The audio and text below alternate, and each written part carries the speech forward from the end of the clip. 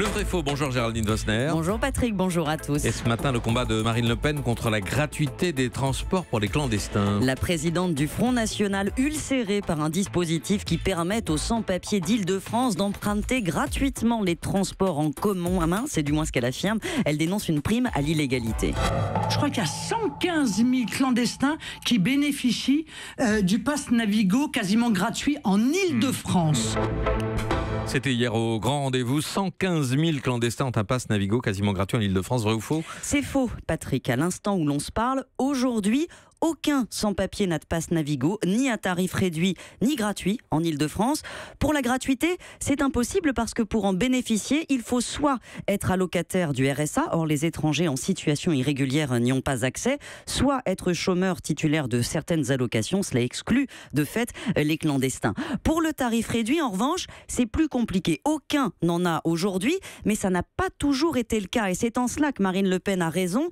En 2000, donc il y a 18 ans, la loi a imposé que les transports soient réduits de 50% pour les personnes démunies, donc qui gagnent en dessous d'un certain plafond.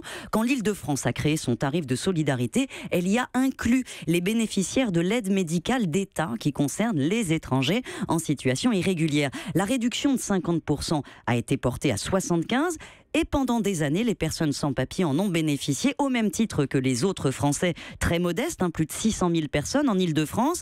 Avec la crise migratoire, le sujet est devenu très sensible politiquement. Et Valérie Pécresse, présidente de région, a décidé il y a 2 ans d'annuler cette réduction. Or, le 31 janvier, il y a 2 semaines, le tribunal administratif a retoqué sa décision. Il considère que les réductions doivent s'appliquer uniquement en fonction du revenu, que la légalité de la présence sur le territoire n'est pas un critère. Donc, si je comprends bien, 115 000 sans-papiers voyageaient quasi gratuitement, mais c'était en 2015. Voilà, ils étaient 117 000 exactement et ne payaient que 25% de leur titre de transport, donc 17,70 € pour le pass Navigo.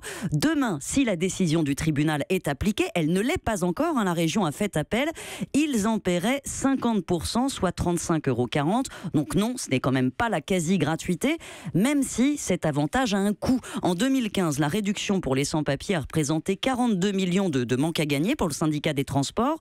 Demain, le coût resterait d'environ 30 millions d'euros, soit 2% de ce que rapportent les abonnements mensuels chaque année, 2% des recettes. Il faudrait augmenter d'1 € si vous voulez ces abonnements pour compenser la somme. Mais c'est moins le coût qui pose problème qu'une question de principe pour ceux qui contestent la décision du tribunal.